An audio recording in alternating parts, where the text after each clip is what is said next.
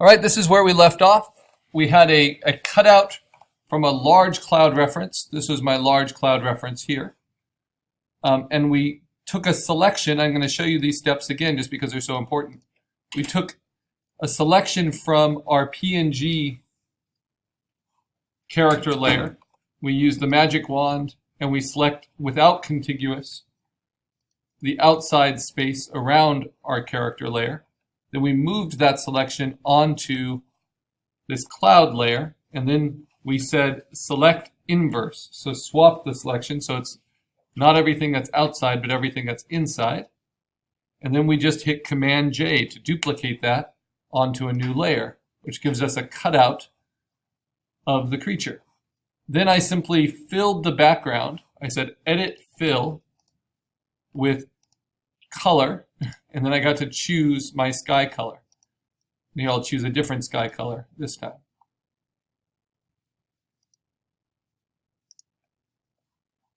Then you put your cloud on top of that.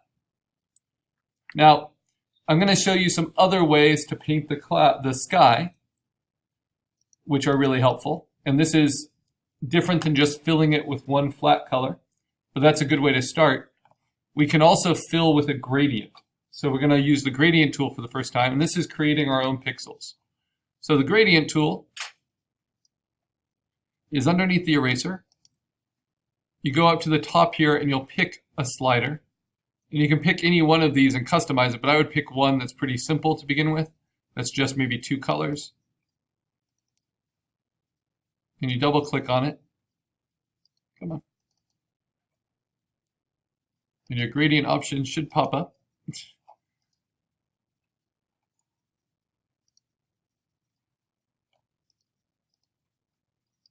Not sure why they're not.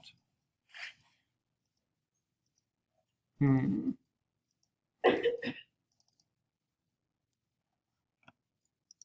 me try a new layer. There we go.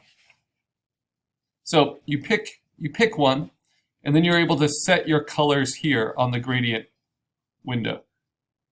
So it's good to start a new layer to do this. And you can pick your colors. I'm going to go ahead and use a dark blue, kind of a stormy grayish dark blue, and then I'm going to fade to a lighter blue. Still fairly gray. All right.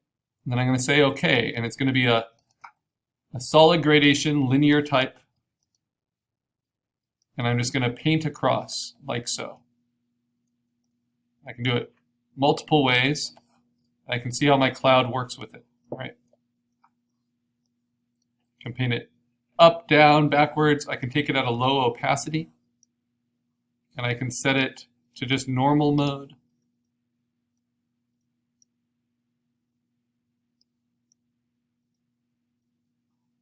And then, because I have the solid color underneath, I can play with opacity and kind of dial it in to what fits my cloud really well. Basically something like that. It will also show you your cloud shape.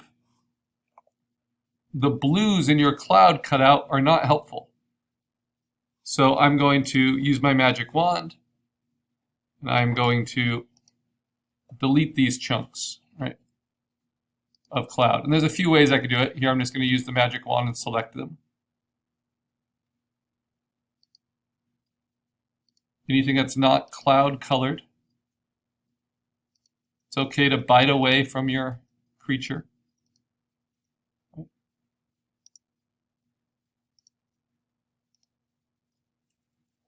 Okay, now I could just hit delete, but then it would be really, really sharp edged.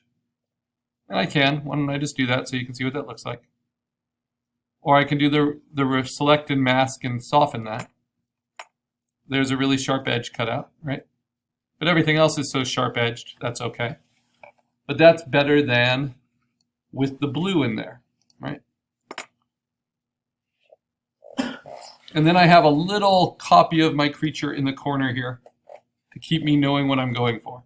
So I want the cloud to first be believable as a cloud, but secondly, to suggest my creature. Now already my lighting is helping. I have the highlights here. I have lighting back here. I have shadow here. But this is something else I can do before I start building up more cloud texture. I can dodge and burn it a little bit. Now to be really safe, I'm going to duplicate the cloud layer, Command J. So I have 2 copies of it. And then I'm going to dodge and burn on the copy, because we tend to overdo it.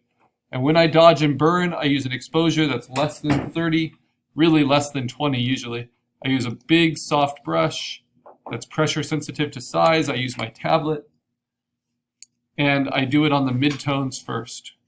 And where do I need some highlight? Well, I need it even a little bit more. I'm going to go to even lower exposure because this is really powerful. On the snout, there we go, just a little bit more. And then on to separate the head from the body. And it's kind of swirling around with this soft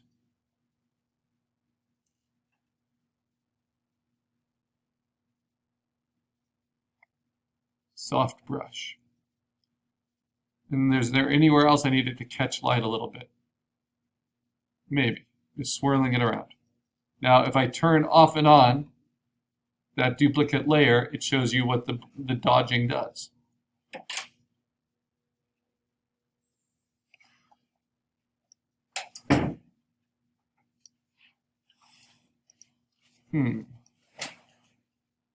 Not mean to do that. There we go. Okay. So, is there anything that needs to be burned? Well, I can do the same thing on this layer. I can use the burn tool. Similar settings with midtones, very low exposure. I can say, well, I want the shadows a little bit darker here where it kind of separates out the head. Maybe a little bit darker here in the midtones. And then around where the eye is, I can maybe make it a little bit darker there.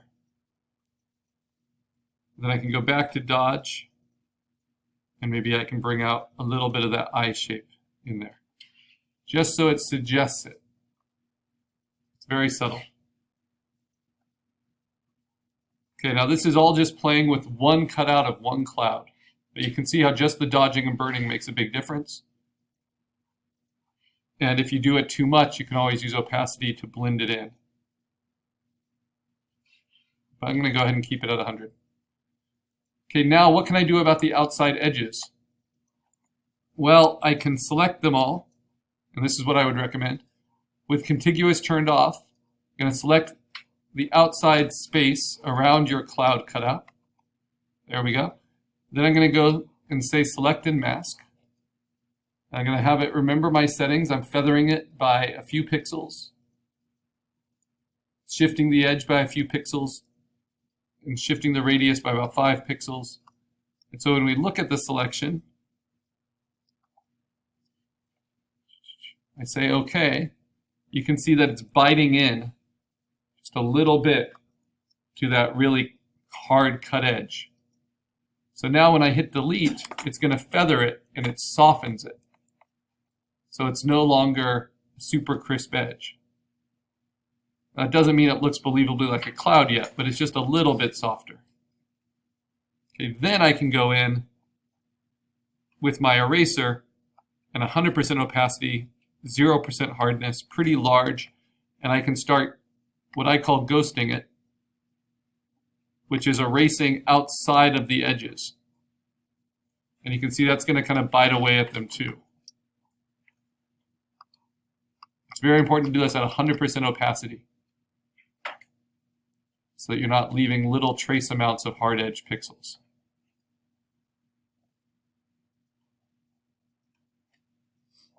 And in some ways, you can just do it all the way around.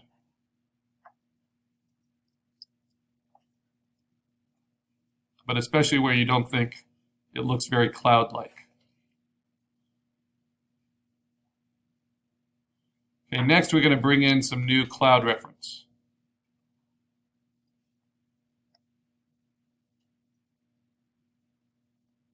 So you get the idea of what this softening does.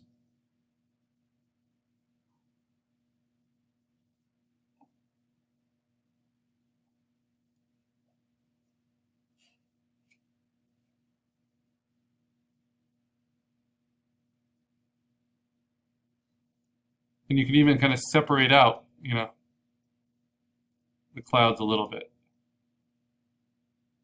That's soft-edged eraser. Just ghosting it. Gentle, gentle, gentle. Remember, it needs to look like a believable cloud first, and then we're going to suggest your creature. Okay, next.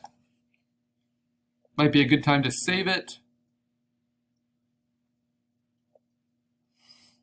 If ever you think you take away too much, you can always go back to where I started this demo, which is go to your cutout of your creature, turn contiguous off, use the magic wand, select all the empty space, go to your large cloud reference, select the inverse, then duplicate from that and get a new cloud cutout, select all the blues,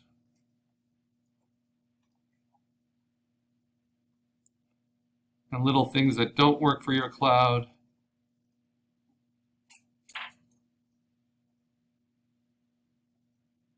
Oh, turn contiguous back on for this. So it's probably good to have one layer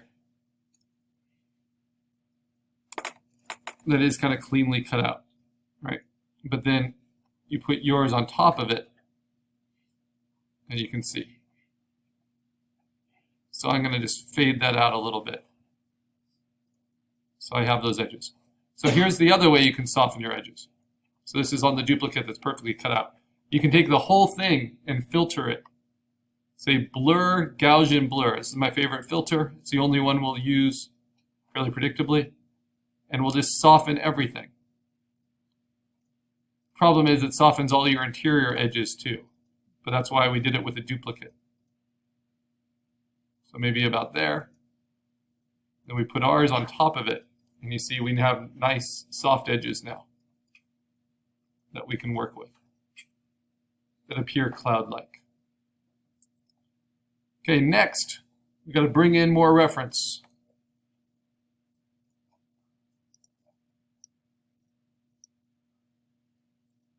Bring it up on top. And now we're going to be more selective about the reference. What part is going to help? Well, maybe this part will help. This ridge here. So I'm going to select that out. I'm going to rough cut it. Command J. Delete the smart layer.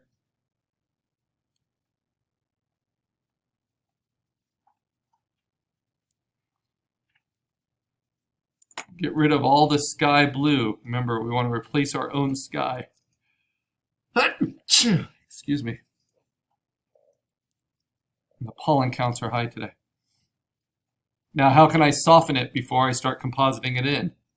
Select the outside space, go to select and mask. It will remember all your settings. Say OK. Delete, delete, delete, delete, delete. It will bite away at it.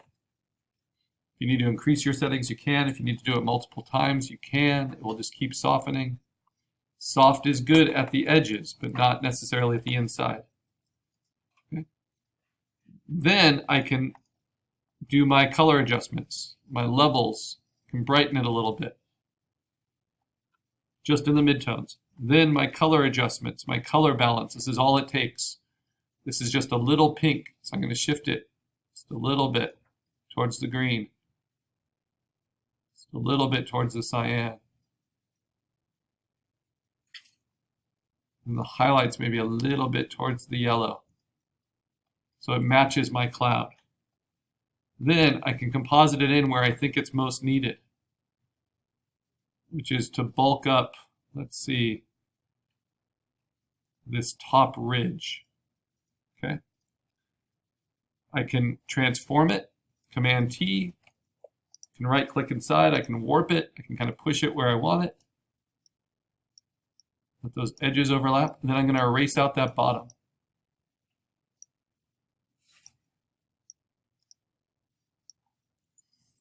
So how do I do that? Big soft eraser, 100% opacity, just like when we were compositing our creatures together. Make sure I hit all those little blues of the sky